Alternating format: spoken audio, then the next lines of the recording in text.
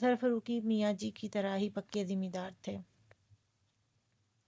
اور واجبی سی تعلیم کے بعد ہی وہ ذمہ دار کے کاموں میں جت گئے۔ اظہر فاروقی کا مزاج تو ذمہ دارانہ نہ تھا، مگر انہیں اپنے آبائی پیشے سے کوئی خاص شغف نہیں تھا، اس کے بجائے انہیں تعلیم حاصل کرنے میں دلچسپی تھی۔ میاں جی کو اپنے بیٹے کا شوق پسند تھا اور ساتھ ہی وسائل کی بھی کوئی کمی نہیں تھی۔ انہوں نے اظہر فاروقی کو حصول تعلیم کے لیے بخوشی کراچی بھیج دیا، جو اس وقت ایک ابھرتا ہوا چھوٹا سا شہر تھا۔ البتہ ہاسٹل کی رہائش انہیں پسند نہ تھی۔ جب تک اظہر فاروقی میٹرک کر کے کالج میں پہنچے، انہوں نے کراچی میں ہی وسیع رقبے پر حویلی کی تعمیر مکمل کروا لی۔ 1000 گز پر تعمیر کیا گیا قصر فاروقی سفید سنگ مرمر سے بنی پرشکوہ عمارت تھی، جس کی چاروں طرف دائرے کی شکل میں 500 گز چوڑا خوبصورت لان تھا۔ باہر سے اگر یہ عمارت سرسبز و سفید کا شاہکار تھی، تو اندر سے سیاہ سفید کا عجوبہ۔ قصر فاروقی کی تزئین و آرائش میں لکڑی کا بکثرت استعمال ہوا تھا، وہ بھی صرف آبنوس کی لکڑی کا۔ اظہر فاروقی نے قصر فاروقی میں رہتے ہوئے ہی گریجویشن کا ایگزام دیا اور اس کے بعد آرمی میں جانے کی خواہش ظاہر کر دی۔ میاں جی کو یہ بات پسند نہیں آئی۔ وہ چاہتے تھے تعلیم حاصل کرنے کے بعد اظہر فاروقی واپس حویلی آ جائیں، اور اظہر فاروقی کو یہ منظور نہیں تھا۔ آخر مظہر فاروقی ان کی مدد کو آئے اور نہ جانے کن مشکلوں سے انہوں نے اظہر فاروقی کو آرمی جوائن کرنے کی اجازت دلوا دی۔ بہرحال جب سارے معاملات خوش اسلوبی سے طے ہو گئے تو انہوں نے بیٹوں کی شادی کا خیال آیا۔ اس معاملے میں اظہر فاروقی نے بڑے بھائی کی طرح ہی فرمانبرداری سے سب کچھ ان پر چھوڑ دیا۔ میاں جی نے خود بہوؤں کے انتخاب میں احتیاط برتی۔ اظہر فاروقی کی بیگم نورین زمین دار گھرانے سے تھیں، البتہ چھوٹی بہو فریال کراچی کے پڑھے لکھے خاندان سے تھی اور خود بھی تعلیم یافتہ تھیں۔ شادی کے پہلے سال ہی اظہر فاروقی بیٹے کے باپ بن گئے اور پوتے کی پیدائش کے چند ہفتوں بعد ہی میاں جی قضائے الہی سے وفات پا گئے۔ دکھ کتنا ہی بڑا ہو، زندگی نہیں رکتی، یہی سوچ کر دونوں بھائی اپنی زندگیوں میں ایڈجسٹ کرنے کی کوشش کرنے لگے۔ لیکن اظہر فاروقی کے نصیب میں ایک دکھ اور لکھا تھا۔ اظہر فاروقی آرمی جوائن کرتے ہی مسافر ہو گئے تھے اور ان کا پڑاؤ کبھی ایک تو کبھی دوسرے شہر ہوتا۔ مگر فریال کو بھی گاؤں کا ماحول پسند نہیں تھا اور اظہر فاروقی کی غیر موجودگی میں ان کا حویلی میں رہنا ایسا ضروری بھی نہیں تھا، اس لیے وہ شادی کے ابتدائی دنوں میں ہی قصر فاروقی شفٹ ہو گئیں۔ لیکن ان کا اپنے سسرال سے مکمل رابطہ تھا، کبھی وہ خود حویلی جاتی تو کبھی ان کے جیٹھ اور جیٹھانی بیٹے کو ساتھ لیے کراچی آ جاتے۔ اس بار بھی ان کی واپسی ایک لمبے قیام کے بعد ہوئی تھی، مگر وہ نواب شاہ تک نہیں پہنچ سکے۔ راستے میں ہی ان کی کار کا مسافر کوچ کے ساتھ زبردست تصادم ہوا تھا۔ حادثے کی اطلاع ملتے ہی اظہر فاروقی جائے حادثہ پر پہنچ گئے، مگر جب وہ پہنچے تو ان کے بھائی اور بھابھی دم توڑ چکے تھے۔ لیکن 3 سال کا ان کا بیٹا معجزانہ طور پر محفوظ رہا۔ بھائی بھابھی کی تدفین سے فارغ ہو کے جب دونوں میاں بیوی نے رخت سفر باندھا تو اس ننھے سے بچے کو بھی ساتھ کراچی لے آئے۔ فریال کی اپنی گود تو اب تک خالی تھی، انہوں نے بہت آسانی سے اس بچے کو اپنے بیٹے کی حیثیت سے قبول کر لیا اور بہت جلد ہی وہ ان کی زندگی کا مرکز بن گیا، یہاں تک کہ شادی کے 7ویں برس منتوں مرادوں دعاؤں کا ثمر بن کر پیدا ہونے والی ملیحہ فاروقی بھی اس کے لیے فریال کی محبت کو کم نہ کر سکی۔ پھر ان کے 7 سال بعد جیسے اظہر فاروقی حصول تعلیم کے لیے کراچی آئے تھے، اپنے بھتیجے کو انہوں نے اعلیٰ تعلیم کے لیے لندن بھیج دیا، مگر 4 سال بعد ہی انہیں واپس آنا پڑا۔ ملیحہ کی پیدائش کے وقت ہی فریال کو کچھ پیچیدگیوں سے گزرنا پڑا تھا اور پھر اس کے بعد وہ مستقل بیمار رہیں اور 11 سال کی بیماری کے بعد وہ خالق حقیقی سے جا ملی۔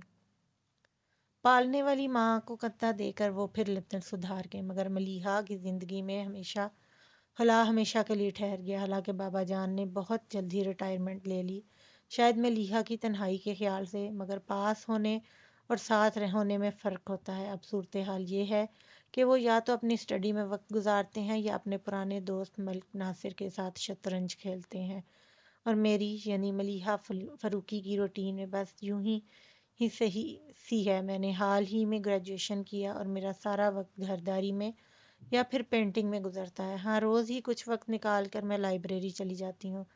ویسے تو بابا جان کی لائبریری میں میرے لیے بہت سی کتابیں ہیں،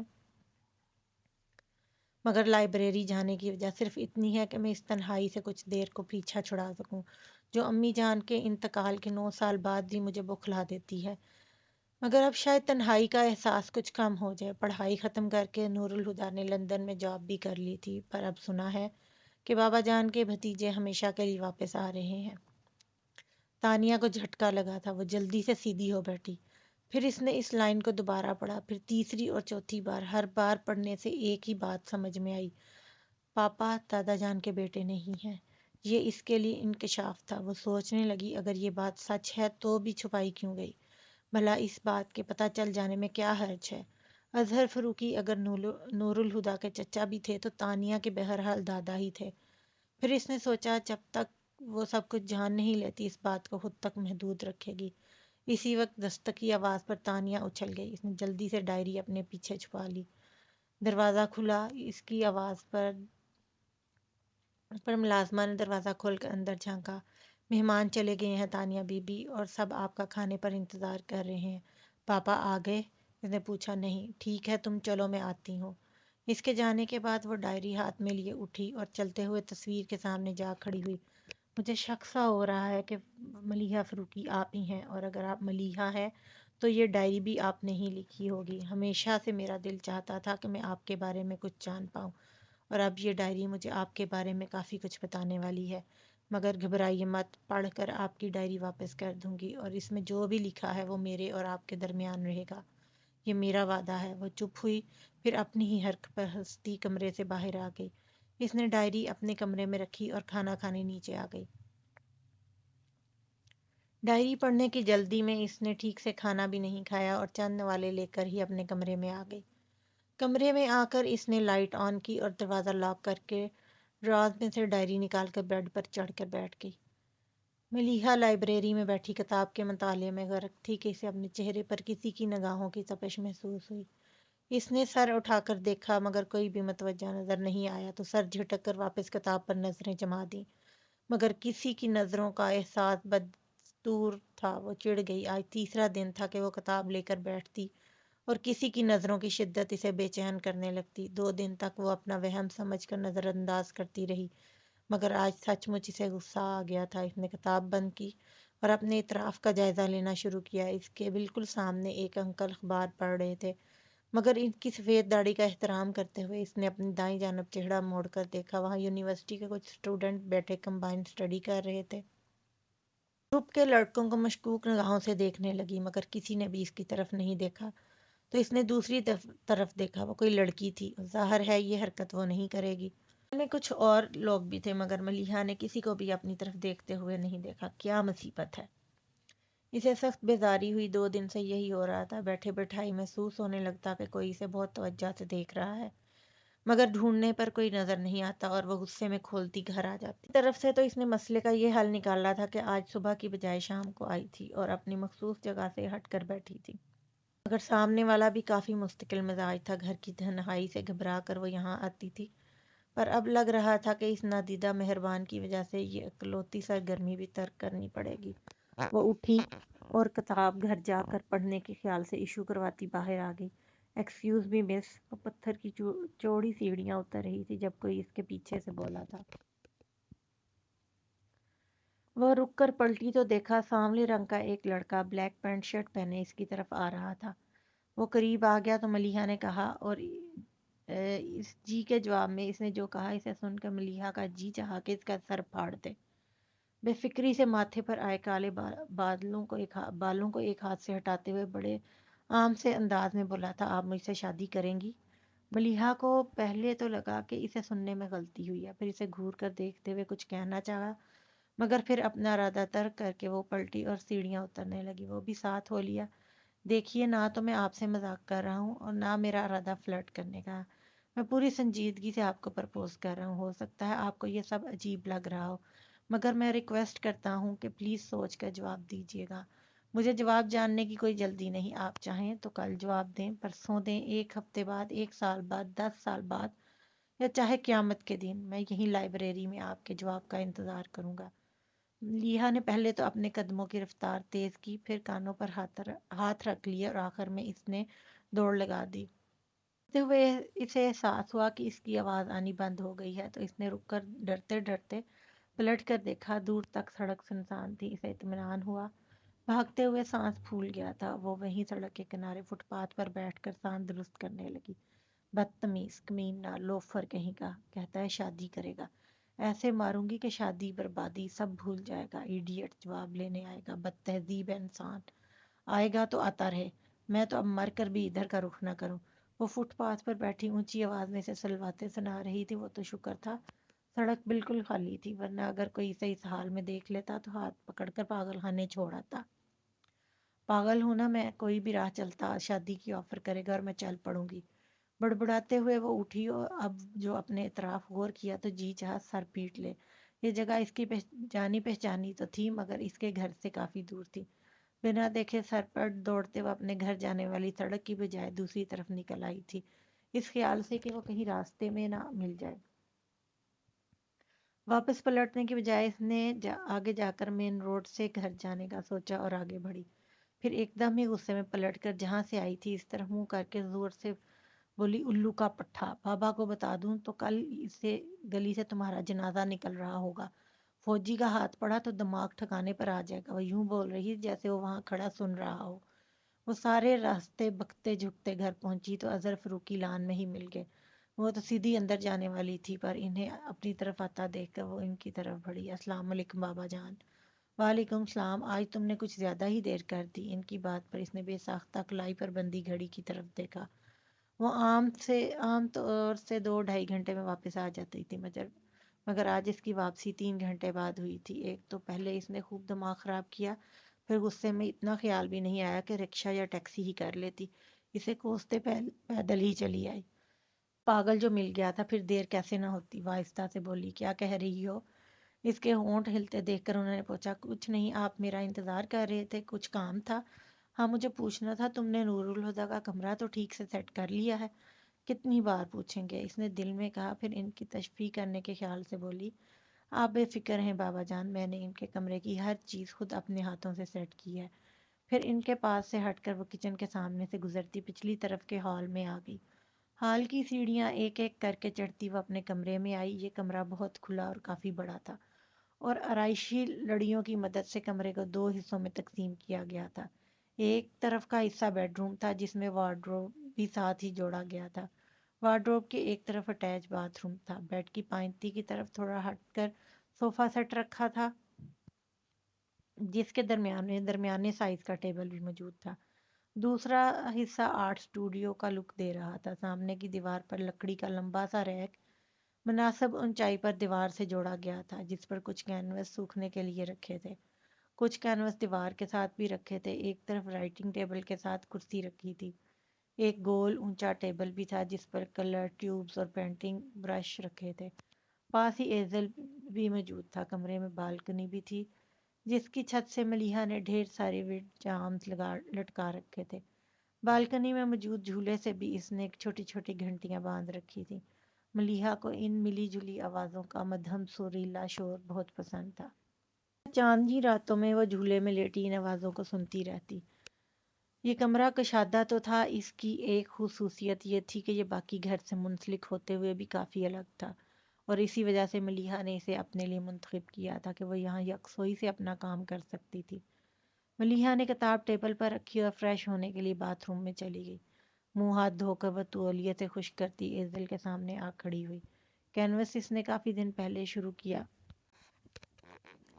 تھا، مگر ابھی تک آسمان کا کچھ حصہ اور ایک سوکھا درخت ہی پینٹ کر پائی تھی۔ اس نے سوچا آج اس کینوس کو ضرور مکمل کر لے گی۔ اس نے ٹرے میں کلر مکس کر کے برش پر لگایا اور کینوس پر کچھ اسٹروک لگا کر ہی اس نے ہاتھ روک لیا۔ پتہ نہیں کیوں اس کا ذہن یکسو نہیں ہو پا رہا تھا۔ اس نے ایک بار اور کوشش کی، مگر ذہن اب بھی بٹا ہوا تھا۔ اس نے محسوس کیا کوئی چیز اسے ڈسٹرب کر رہی ہے، شاید وہ ونڈ چائمز کی آواز۔ اس نے سوچا اور اٹھی۔ بالکنی کی سلائڈنگ گلاس ڈور کو بند کر کے وہ مطمئن سی ہوتی کرسی گھسیٹ کر ایزل کے سامنے آرام سے بیٹھ گئی، مگر اب کمرے کی خاموشی سے چبھنے لگی تھی۔ وہ چڑ سی گئی۔ اسی ماحول میں وہ گھنٹوں کینوس پر کام کیا کرتی تھی، مگر آج وہ اپنا ذہن تک نہیں بنا پا رہی تھی۔ تنگ آ کر اس نے برش رکھا اور کچن میں آ گئی۔ سامنے ہی کچن ٹیبل کے ساتھ رکھے سٹول پر چڑھا اس کا ہم عمر دبلا پتلا سا بہادر سلاد کاٹ رہا تھا۔ تم؟ وہ اسے دیکھ کر حیرت سے بولی، گل بانو کہاں ہے؟ اماں کی طبیعت ٹھیک نہیں ہے تو آج کھانا میں نے بنایا ہے۔ ہاں، ملیحہ نے ہنکارا بھرا اور کھانا کا جائزہ لینے لگی۔ بی بی صاحب، مہمان رات کو دیر سے آئیں گے، بہادر نے سلاد فریج میں رکھتے ہوئے پوچھا۔ مہمان نہیں، چھوٹے صاحب آ رہے ہیں، ملیحہ نے تصحیح کی۔ چھوٹے صاحب کیا یہیں رہیں گے؟ ظاہر ہے انسان اپنے گھر میں ہی رہتا ہے، تو پھر وہ لندن میں کہاں رہتے تھے؟ بہادر نے سوچتے ہوئے فلسفیانہ انداز میں پوچھا۔ فٹ پاتھ پر۔ وہ چڑ گئی۔ تم کیا ناشتے میں کوے کھاتے ہو؟ جب دیکھو زبان چلتی رہتی ہے، ذرا دیر کو چپ نہیں رہا جا سکتا۔ بہادر کی شکل بتا رہی تھی کہ اسے ملیحہ کا ڈانٹنا بالکل اچھا نہیں لگا تھا، مگر ملیحہ نے پرواہ کیے بغیر مزید کہا، اگر رائتہ بنا چکے ہو تو ٹیبل پر کھانا لگا دو اور بابا جان سے بھی کہہ دو کھانا تیار ہے۔ ٹھیک ہے جی، وہ روٹھے روٹھے انداز میں بول کر برتن لگانے لگا۔ ایک بھتیجے کے آنے پر قصر فروخی کو نئے انداز سے سجایا گیا تھا، جس کی وجہ سے ملیحہ کو کافی کوفت ہوئی تھی۔ ملیحہ چاولوں کی ڈش ٹیبل پر رکھ رہی تھی کہ بہادر آ کر بولا، کرنل صاحب کہہ رہے ہیں وہ کھانا چھوٹے صاحب کے ساتھ کھائیں گے۔ ملیحہ نے اپنا ماتھا پیٹ لیا اور خود بلانے چل پڑی۔ اس نے اسٹڈی میں پیر رکھا ہی تھا کہ اس کی ہنسی چھوٹتے چھوٹتے رہ گئی۔ ہمیشہ کی طرح سفید براق کرتا شلوار میں، کالے رنگ کے سادہ سے چپل پیروں میں ڈالے، سنہری فریم کی اینک لگائے وہ سامنے کرسی پر ٹینشن بیٹھے تھے اور نظریں وال کلاک پر جمی تھیں۔ وہ آگے بڑھی اور چلتے ہوئے ان کے پاس فرش پر بیٹھ کر اپنا ہاتھ ان کے گھٹنے پر رکھا۔ یہ اس کی بچپن کی عادت تھی، اسے جب بھی بابا جان کو متوجہ کرنا ہوتا تو مخاطب کرنے کی بجائے ان کی طرف دیکھنے لگتی۔ اظہر فروکی نے کلاک سے نظر ہٹا کر اسے دیکھا۔ کھانا کھا لیں بابا جان؟ آج تو کھانا نور الہدا کے ساتھ ہی کھاؤں گا، تم جا کر کھا لو۔ بابا جان، ان کی فلائٹ 11 بجے لینڈ کرے گی اور گھر آنے تک 1:30 بج جائیں گے۔ اتنی رات کو آنے کے بعد صبح کے ناشتے سے پہلے کچھ نہیں کھائیں گے۔ مجھے کھانا نہیں کھانا۔ انہیں ملیحہ کی بات صحیح لگی تھی، پھر بھی کھانے کے لیے نہیں مانے تو ملیحہ نے پھر اصرار کیا۔ تھوڑا سا کھا لیں، آپ جانتے ہیں مجھے اکیلے کھانا کھانا پسند نہیں۔ کھانا کھانے کے لیے بھوک کا لگنا ضروری ہے، کسی کا ساتھ ہونا نہیں۔ تمہیں بھوک لگ رہی ہے تو جا کر کھا لو، انہوں نے نرمی سے مگر قطعی لہجے میں کہا۔ اسے برا تو لگا مگر مزید کچھ نہیں کہا۔ وہ اٹھ کر ڈائننگ روم میں آ گئی۔ بہادر، اس کی آواز پر بہادر بوتل کے جن کی طرح حاضر ہوا۔ کھانا اٹھا دو۔ وہ اپنے کمرے سے جا کر لائبریری سے ایشو کروائی کتاب اٹھائے لاؤنج میں آ بیٹھی۔ 11 بجنے میں 1 گھنٹہ باقی تھا کہ بابا جان اسٹڈی سے نکل کر لاؤنج میں آئے۔ پھر سے دیکھ کر بولے، ملیحہ جی بابا جان؟ وہ کتاب بند کرتے ہوئے بولی، میں ایئرپورٹ کے لیے نکل رہا ہوں، پھر سوچا ایک نظر نور الہدا کا کمرہ دیکھ لوں۔ آئیے بابا جان۔ وہ ان کا اشارہ سمجھ کر فوراً کھڑی ہو گئی۔ ملیحہ سے آگے سیڑھیاں چڑھتے ہوئے وہ ایک دم ہی پلٹ کر بولے، تم نیچے کا کوئی کمرہ ٹھیک کروا لیتی۔ اب وہ اتنی رات کا تھکا ہوا سیڑھیاں چڑھ کے اپنے کمرے میں جائے گا؟ چاہتے ہوئے بھی نہ کہہ سکی، آپ نے ہی کہا تھا کہ نور الہدا کے لیے اوپر والا کمرہ ٹھیک کروانا، اسے گراؤنڈ فلور پر رہنا پسند نہیں۔ اچھی بات یہ ہوئی کہ کمرے میں جا کر انہیں مین میخ نکالنے کا موقع نہیں ملا۔ ملیحہ نے بڑے دھیان سے کمرہ سیٹ کیا تھا اور ضرورت کی ہر چیز وہاں پہنچائی تھی۔ وہاں سے باہر نکلے تو سارے ملازموں کو لائن میں کھڑا کر کے ہدایتیں دینا شروع کیں، جب تک میں نور الہدا کو لے کر ایئرپورٹ سے آ نہیں جاتا تم میں سے کوئی سرونٹ کوارٹرز کی طرف پھٹکے گا بھی نہیں۔ بہادر اور نذیر، تم دونوں فوراً گاڑی رکتے ہی نور الہدا کا سامان نکال کر اس کے کمرے میں پہنچا دینا۔ اور گلاب خان، وہ چوکیدار کی طرح مڑے، پہلے ہارن پر ہی گیٹ کھل جانا چاہیے، اگر دیر لگی تو یاد رکھنا میری رائفل کو بھی زنگ نہیں لگا۔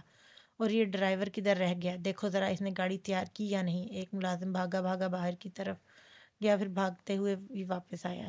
جیپ تیار ہے کرنل صاحب۔ پھر جب ان کی گاڑی گیٹ سے نکل گئی تو ہر ایک نے سکون کا سانس لیا۔ کوئی مجھے ایک گلاس پانی کے ساتھ سر درد کی ٹیبلٹ دے گا؟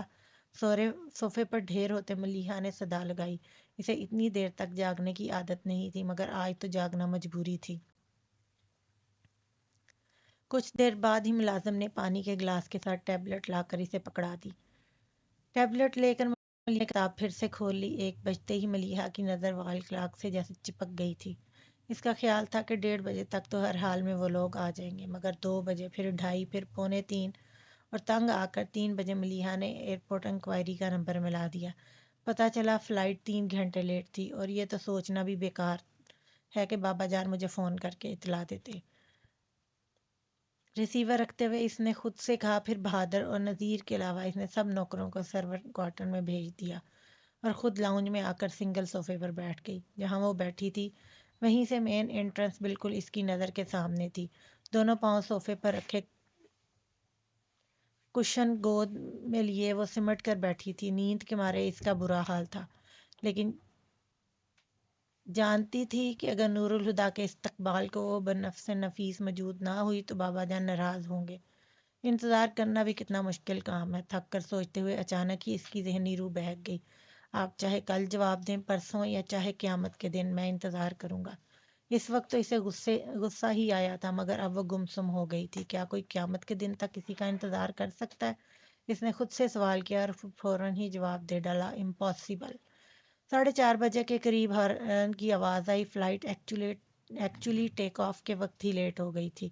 لندن کا موسم تو آپ جانتے ہیں، ایئرپورٹ جانے سے پہلے اگر آپ انکوائری سے معلوم کر لیتے تو اتنی زحمت نہ ہوتی۔ اور اظہر فروکی کے ساتھ اندر آتے نور الہدا نہ جانے کیا بولنے والے تھے کہ صوفے پر بے خبر سو رہی لڑکی کو دیکھ کر چپ ہو گئے۔ ابا جان نے بھی اسے دیکھ لیا تھا،